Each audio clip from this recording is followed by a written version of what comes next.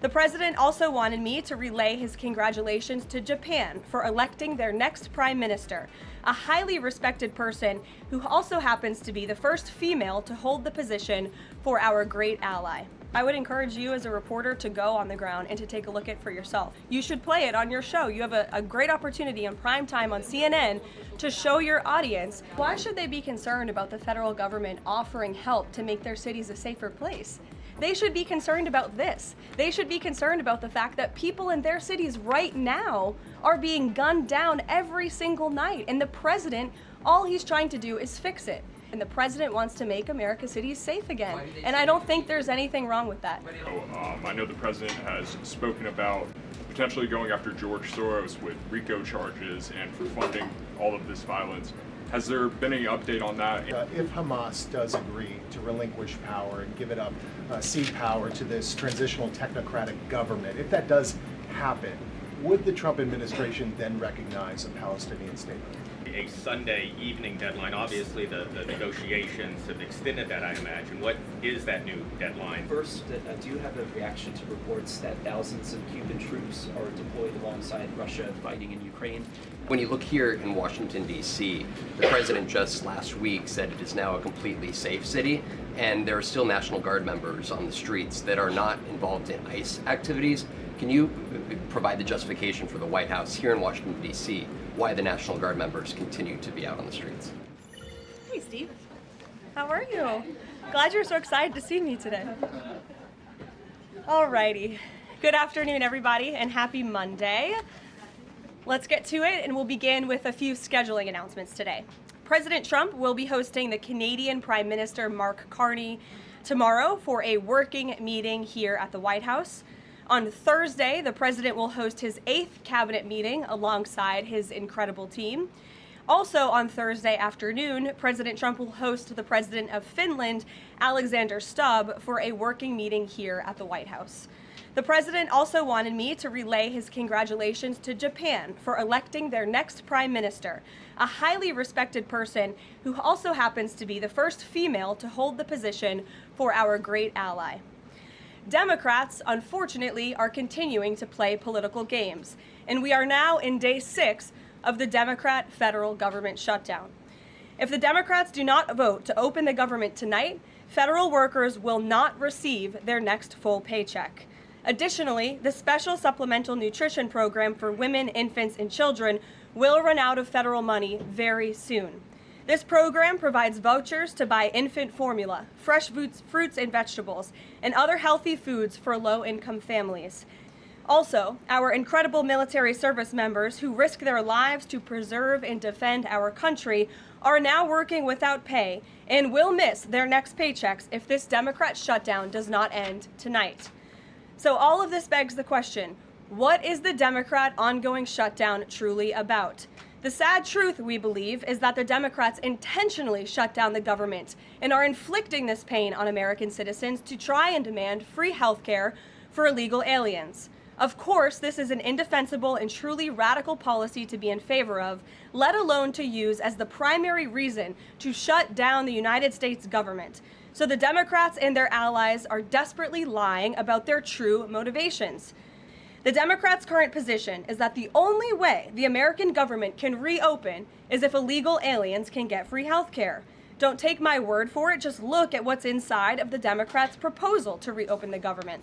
Their funding proposal would result in nearly $200 billion spent on health care for illegal aliens and other non-citizens over the next decade. To put this in perspective, $200 billion is enough money to fund the entire children's health insurance program, which provides health insurance to low-income children and women. Under the Democrats' proposal, the millions of illegal aliens who improperly were granted asylum and paroled under the Biden administration would once again be allowed to receive Medicaid benefits. It does not end there. The Democrat proposal would also require Medicaid to pay more for emergency care provided to illegal aliens than it does for American patients who are disabled, elderly, or children. When someone shows you who they are, believe them. The Democrat Party has unfortunately closed our government, costing Americans their jobs, threatening our military readiness, harming our economy, and causing chaos, all to help the illegals who broke into our country. Instead of holding illegal aliens accountable and removing them from our country, which is what this administration is trying to do every day, the Democrats want to give them the free benefits paid for by the American taxpayer. Democrats in 2025 are for illegal aliens first and Americans last. This is the reality we are unfortunately facing right now in Washington, D.C. Behind you, yes. What is President Trump's expectations for talks today and I guess this week in Egypt?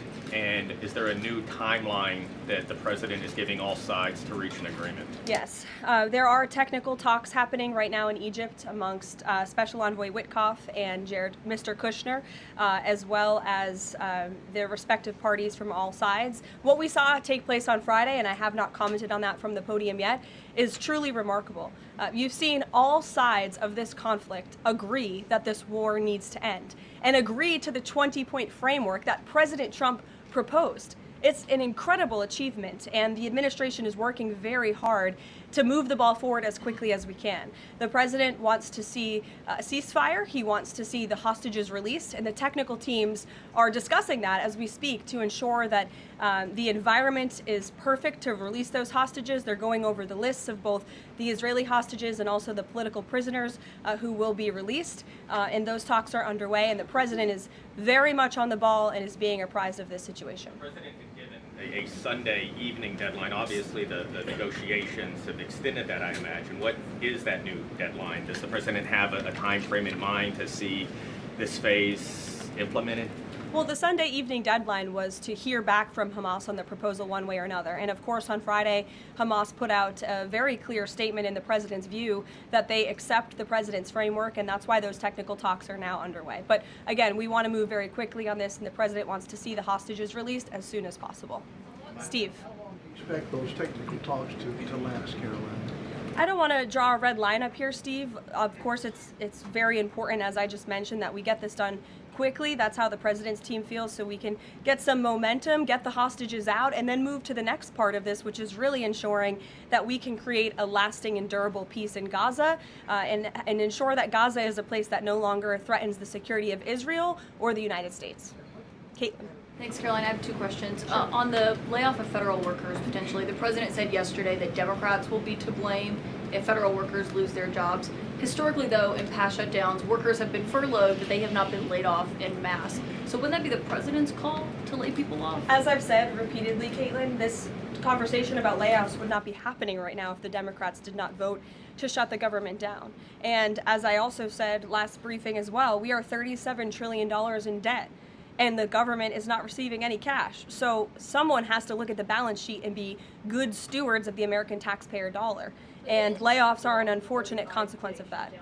Sorry, my second question. A federal judge over the weekend that the president had appointed to the bench in his first term in office basically argued that he could not deploy other states' National Guards to Portland, basically said that it was untethered, his argument, to what is actually happening on the ground. Which local officials in Portland have said that the National Guard is needed there? With all due respect to that judge, I think her opinion is untethered in reality and in the law. The president is using his authority as Commander-in-Chief, U.S. Code 12406, which clearly states that the president has the right to call up the National Guard in cases where he deems it's appropriate.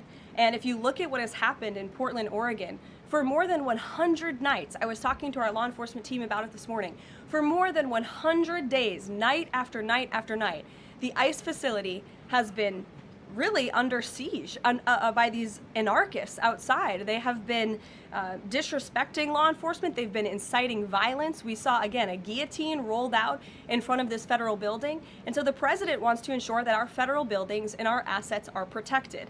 And that's exactly what he's trying to do. But no local officials that you can point to that have said we need the National Guard? Because I spoke to the police chief of Portland last week. He said that the president's claims just don't match up with what's happening on the ground. I would encourage you as a reporter to go on the ground and to take a look at it for yourself, because there's been many members of the press, not press in this room, but independent journalists, some of whom we'll be inviting to the White House very soon to share their stories, because they have been in the middle of these riots and they have witnessed the anarchy that is taking place night after night. It's on video. You should play it on your show. You have a great opportunity in prime time on CNN to show your audience. Yeah, but you're probably talking to partisan Democrat officials officials who are opposed to everything this president does. You should also ask the people who live in Portland. And these people are not there to peacefully protest. They are there to cause mayhem and havoc. Yeah, Caroline. Stephen, go ahead. Thank you, Caroline. Two questions. First, do you have a reaction to reports that thousands of Cuban troops are deployed alongside Russia fighting in Ukraine?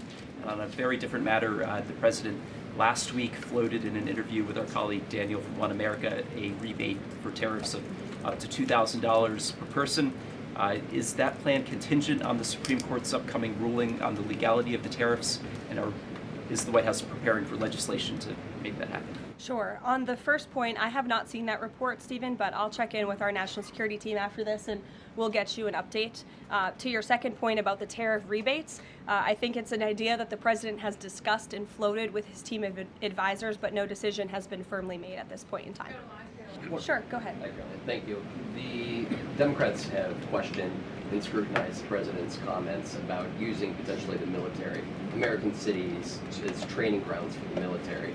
And when you look at Portland, Chicago, local and state officials say that their local law enforcement is able to handle the situations, these protests on the ground. The president says that Portland is burning, using that as justification for the National Guard in Portland. But when you look here in Washington, D.C., the president just last week said it is now a completely safe city, and there are still National Guard members on the streets that are not involved in ICE activities. Can you provide the justification for the White House here in Washington, D.C., why the National Guard members continue to be out on the streets? Because Washington, D.C. has invited the National Guard here. Why? Because the mayor is doing the right thing, unlike mayors in other cities like Portland, as Caitlin and others have pointed out, who refuse to see that there are positive results from when local law enforcement works with federal law enforcement to do the right thing on behalf of their citizens. And Washington, D.C. is no doubt a safer city right now, today, than it was a few months ago when President Trump started this initiative to make D.C. safe again. And the National Guard is still here because the president and the mayor agree that it's a good thing for the city. State and local law enforcement and federal law enforcement should be working together. And it's a shame that we see in some cities across the country that their mayors are just simply refusing to cooperate because they don't like Donald Trump. And that's what this boils down to. And I don't think any American would disagree that Chicago needs more law enforcement reinforcements, that they need more resources. Look at this headline from over the weekend. At least 30 people shot during the weekend in Democrat-run Chicago. 5 of them were killed in one weekend. This is completely unacceptable, and the president wants to make American cities safer, and he's willing to work with anyone to do it. If the courts allow you to ultimately send in the National Guard into Chicago and Portland, do Democrats not have reason to be concerned that there are long-term plans by this administration to keep U.S. military or the National Guard in American cities, like what we are seeing here in Washington? Why should they be concerned about the federal government offering help to make their cities a safer place? They should be concerned about this. They should be concerned about the fact that people in their cities right now are being gunned down every single night. And the president, all he's trying to do is fix it. And there has been a complete smear campaign by the Democrats and the media, quite frankly. I was reading Political Playbook this morning, one of the most inside the Beltway newsletters you can find. And you guys are framing this like the president wants to take over the American cities with the military. The president wants to help these local leaders who have been completely ineffective in securing their own cities. And we have already seen there's a positive formula for that. Look at Washington, D.C. The murder rate has declined significantly. Our streets are safer. People who live here feel safer. All of you in this room, I know you do, you just won't admit it. And it's a proven system that works, and the president wants to make America's cities safe again. And I don't think there's anything wrong with that. Michael. These talks in Egypt, if Hamas does agree to relinquish power and give it up, cede power to this transitional technocratic government, if that does happen, would the Trump administration then recognize a Palestinian state? Look, I don't want to get ahead of the technical talks right now, Michael. They're extremely sensitive. They're taking place, again, as we speak, and there's a lot of, there's many things to discuss, of course. This is, hopefully, we expect and we hope going to be one of the greatest peace deals this world has ever seen. And the Trump administration is working diligently and working very hard to get there. Caroline, Jordan, go ahead. Thank you, Caroline. So we're talking about these radical groups in Portland and Chicago. I know the president has spoken about potentially going after George Soros with RICO charges and for funding all of this violence. Has there been any update on that? And also, is the administration looking into the other nonprofits, maybe taking away their 501c3 status for funding this violence? And one more question. Sure. The financial backing of these groups, particularly Antifa, is certainly something the administration is looking into aggressively. And the federal government has never really been mobilized or tasked with doing that. So we're kind of kickstarting that into gear. The FBI is working on it alongside the White House's Homeland Security Task Force. We have our intelligence community looking into this as well. And even the Secretary of Treasury is involved with these matters since they are financial in nature. And we will continue to get to the bottom of who is funding these organizations in this organized anarchy against our country and our government. It's a question the American people have been begging the answer for many years, and we're committed to uncovering it. And when we do, I'm sure you'll be one of the first people to know. Separately, Caroline. Thank you. So Gaza, under the president's plan, is going to be governed by a transitional governance of a technocratic, apolitical Palestinian committee made up of qualified Palestinians and international experts. Now, given how radicalized the Palestinian population is in Gaza and in the West Bank, can you offer some insight or guidance into who are some of these Palestinians that are going to be considered for leadership roles in Gaza, and where are you going to be finding them, and do you have any names? We're not quite there yet, Jonathan. The president believes peace is possible in Gaza, and that's why he presented this detailed and comprehensive plan. The first step of that is securing a ceasefire and releasing the hostages, and then those conversations about ensuring a durable and lasting peace can continue. But what do you need to have peace in a region like Gaza that's been war-torn for far too long? You need security guarantees, and you need good governance. And so those will be two of the priorities that this administration is focused on. If I may, the president has said he wants the government to reopen this week in a deal. What's going to happen by the end of the week if there's no deal? What's the White House prepared to do? With no deal with what? To reopen the government. Look, as I said, unfortunately, there's going to be a lot of pain inflicted. There already is on the American public, on our troops who are not being paid, again, on women and young children who depend on critical food assistance. We hate to see this. And in fact, the Office of Management and Budget is trying to do everything they can to find funds to get out the door for these vulnerable populations in our country. Again, we shouldn't be having to do that. The Democrats have a chance to change course tonight. I believe the vote's taking place at 6:30, and we urge Democrat senators to vote to reopen the government and to do the right thing. Thanks, guys.